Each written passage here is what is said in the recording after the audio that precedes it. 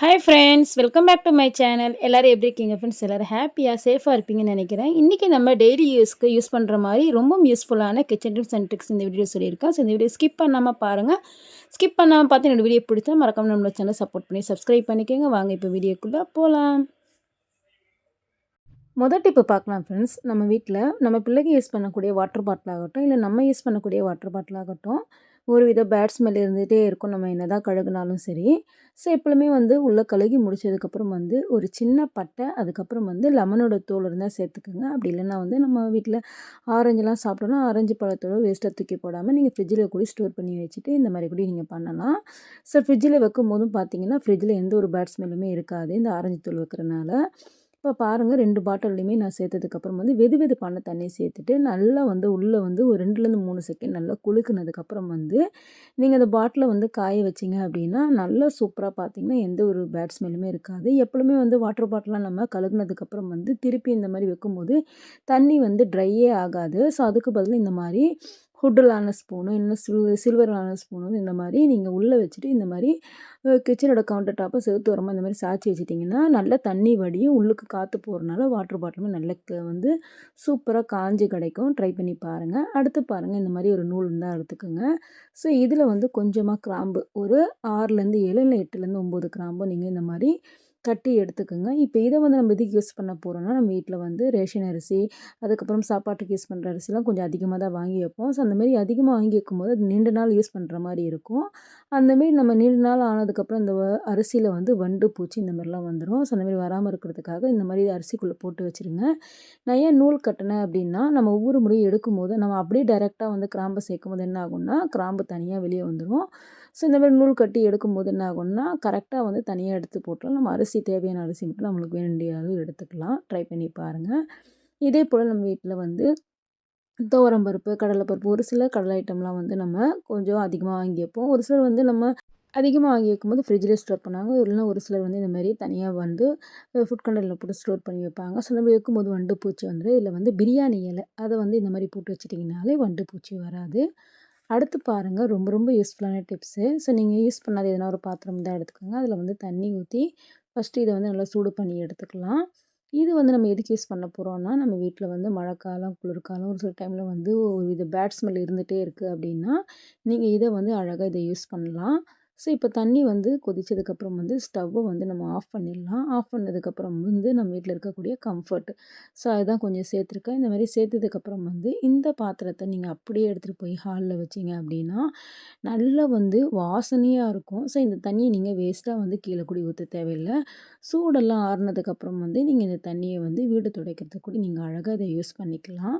Normal டேஸ்லேயே வீடு துடைக்கிறதுக்கு லிக்விடெல்லாம் use பண்ணாமல் நீங்கள் கம்ஃபர்ட்டை கூட கொஞ்சம் தண்ணியில் ஊற்றி நீங்கள் வீடு துடைக்கலாம். நல்லா வாசனையாக இருக்கும். ஸோ இது கூட அழுக்கு எதுவும் போகலை அப்படின்ற பட்சத்தில் நீங்கள் கொஞ்சமாக பேக்கிங் சோடா கூட மிக்ஸ் பண்ணிவிட்டு நீங்கள் கூட வீட்டை துடைக்கலாம். ட்ரை பண்ணி பாருங்கள். அடுத்து பாருங்கள், நம்ம வீட்டில் இந்த மாதிரி சிசர்லாம் ஒரு சில டைமில் நம்மளை பேக்கில் வச்சு கொண்டு போகிறோம் அப்படின்னா சம்டைம் அர்ஜென்ட்டில் கை விடும்போது கையில் குத்திக்கும். ஸோ இந்த மாதிரி குத்தாமல் இருக்கிறதுக்கு பென்னோட கேப்பையோ இல்லைனா ஸ்கெட்சோட கேப்போ இந்த மாதிரி நீங்கள் போட்டு விட்டீங்க அப்படின்னா சேஃப்டியாக இருக்கும். அடுத்து பாருங்கள் ஃப்ரெண்ட்ஸ், நம்ம வீட்டில் புது செப்பல்லாம் எப்போனா தான் யூஸ் பண்ணுவோம். ஸோ அந்தமாரி நம்ம யூஸ் பண்ணாமல் எடுத்து வைக்கும்போது என்ன ஆகும்னா டஸ்ட்டு இந்த மாதிரி வர ஆரம்பிச்சிடும். ஸோ அந்தமாரி வராமல் இருக்கிறதுக்காக நம்ம வீட்டில் வேஸ்ட்டாக தூக்கி போட வச்சுருக்கேன் இந்த சாக்ஸை எடுத்து நீங்கள் இந்த மாதிரி செப்பலில் போட்டு வச்சிட்டிங்க அப்படின்னா நல்லா சூப்பராக புதுசு போல் இருக்கும். நீங்கள் அப்படியே ஓப்பன் ப்ளேஸில் இருக்கும்போது என்ன ஆகும்னா டஸ்ட்டெல்லாம் படிஞ்சனால அந்த செப்பலே அழுக்கு படிஞ்ச மாதிரி பழசாயிடும். இந்த மாதிரி ட்ரை பண்ணி நீங்கள் ஸ்டோர் பண்ணி வச்சு பாருங்கள். செப்பல் நல்லா புதுசு போல் இருக்கும். அடுத்து பாருங்கள், ரொம்பவும் ஒரு யூஸ்ஃபுல்லான டிப்ஸு. நம்ம வீட்டில் பாத்திரம் நம்ம எவ்வளோ தான் விளக்கி வச்சாலும் அது வைக்கிறதுக்கு கழுகி வைக்கிறதுக்கு இடமே இருக்காது. ஸோ நீங்கள் இந்த மாதிரி ட்ரை பண்ணி வச்சு பாருங்கள். எவ்வளோ பாத்திரம் வேணாலும் கழுகி வைக்கலாம். இப்போ பாருங்கள், நான் சின்ன சின்ன பாத்திரம் கூடையில் கழுகி வச்சுருக்கேன். கொஞ்சம் பெரிய பெரிய பாத்திரம்லாம் நம்ம வேண்டான்னு வச்சுருக்க தலகாணி வரையில் இந்த மாதிரி உள்ளுக்கு அரிசி கவர் இருக்கும்ல, இந்த மாதிரி பிளாஸ்டிக் கவர்ஸ் அதை உள்ளே விரிச்சிருங்க. இந்த மாதிரி கவுண்டர் டாப் மேலே நீங்கள் வச்சிட்டிங்க அப்படின்னா, அதாவது தலகாணிக்குள்ளே அந்த கவரை வச்சுட்டு இந்த மாதிரி கிச்சனோட கவுண்டர் டாப் மேலே வச்சிட்டிங்க அப்படின்னா, இப்போ பாருங்கள் சின்ன பாத்திரம்லாம் கழுகி வச்சுருக்கேன். கொஞ்சம் பெரிய பெரிய பாத்திரம்லாம் கொஞ்சம் அதிகமாக இருக்குது பாத்திரம் அப்படின்னா இந்த மாதிரி நீங்கள் கூட அழகாக கழுகி மேலே வைக்கலாம். ஸோ அந்த மாதிரி வைக்கும்போது என்ன ஆகும்னா உள்ளுக்கு கவர் இருக்கனால மேலே அந்த துணிக்கு மேலே மட்டும்தான் பார்த்தீங்கன்னா அந்த ஈரப்பதம், அதாவது அந்த தண்ணி வடிஞ்சிரும். ஸோ இதை நீங்கள் அப்படியே தனியாக எடுத்து கூடி காய வச்சுக்கலாம். ஒரு சொட்டு தண்ணி கூடி கிச்சன் கவுண்டர் டாப் மேலே படாது. நம்ம அப்படியே வந்து தலகாணி மேலே வைக்கும்போது என்ன ஆகும்னா, கிச்சன் கவுண்டர் டாப் எல்லா இடத்துலையுமே பார்த்திங்கன்னா அந்த ஈரப்பதம் அப்படியே வடிஞ்சிரும். ஸோ இந்த மாதிரி வைக்கும்போது என்ன ஆகும்னா, மேலே இருக்க அந்த தலகாணி உரம் மேலே தான் வந்து அந்த தண்ணி எல்லாமே வடியும். கீழே வந்து தண்ணியே வடியாது. ஸோ நீங்கள் இந்த மாதிரி கூட ஸ்டோர் பண்ணி அழகாக வந்து பாத்திரத்தை கழுகி வைக்கலாம். ட்ரை பண்ணி பாருங்கள். இந்த டிப்ஸ் ரொம்ப ரொம்ப யூஸ்ஃபுல்லாக இருக்கும். கண்டிப்பாக உங்கள் வீடுகளில் ட்ரை பண்ணி பார்த்து எப்படின்னு மறக்காமல் எனக்கு கமெண்ட் பண்ணுங்கள் ஃப்ரெண்ட்ஸ்.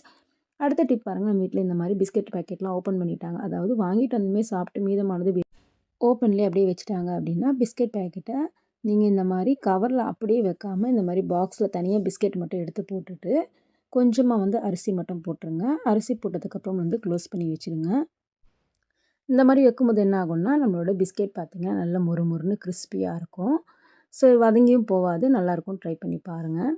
அடுத்து பாருங்கள், இந்த மாதிரி முட்டை பாக்ஸ் இருந்தால் எடுத்துக்கோங்க. ஸோ இதை வந்து இந்த மாதிரி நான் வந்து கட் பண்ணி எடுத்துக்கேன். இதை வந்து எதுக்கு யூஸ் பண்ணலாம் அப்படின்னா, நம்ம வீட்டில் வந்து கிச்சன்லேயோ ஹால்லையோ ரூம்லேயோ வந்து நம்ம மொபைல்லாம் பார்க்குறோம் அப்படின்னா, இந்த மாதிரி மொபைல் ஸ்டாண்டு மாதிரி அழகாக வச்சு நம்ம இந்த மாதிரி கூட யூஸ் பண்ணிக்கலாம். ரொம்ப ரொம்ப யூஸ்ஃபுல்லான டிப்ஸு. இதுக்குன்னு ட்ரைபாடு தேவையில்லை. அடுத்து நம்ம சல்வாரில் வந்து ஷால் குத்துறதா இருந்தாகட்டும், இல்லை புடவை வந்து நம்ம பின்னு குத்துறதாகட்டும், அப்படியே டைரெக்டாக குத்தும்போது என்ன ஆகும்னா, அந்த இடத்த சுற்றி பார்த்திங்கன்னா பெரிய ஓட்டை விழுந்துரும். ஸோ அந்த மாதிரி விழுகாமல் இருக்கிறதுக்காக மாத்திரை கவர் இருந்தால் எடுத்துக்கோங்க. அப்படி இல்லைன்னா வந்து குட்டி குட்டி பீட்ஸ்லாம் இருக்கும்ல, மணி, அதாவது நம்ம பிள்ளைங்க யூஸ் பண்ணக்கூடிய கழுத்தில் போடக்கூடிய அந்த மணி, அது கூட நீங்கள் எடுத்துக்கலாம். ஸோ இன்றைக்கி அந்த மாத்திரையோட பேக் சைடில் வந்து அலுமினியம் ஃபாயில் பேப்பர் மாதிரி இருக்கும். அதை வந்து நீங்கள் மடக்குனதுக்கப்புறம் வந்து அந்த பின்னில் வந்து இந்த மாதிரி நல்லா இந்த இடத்துல சுற்றி விட்டுருங்க.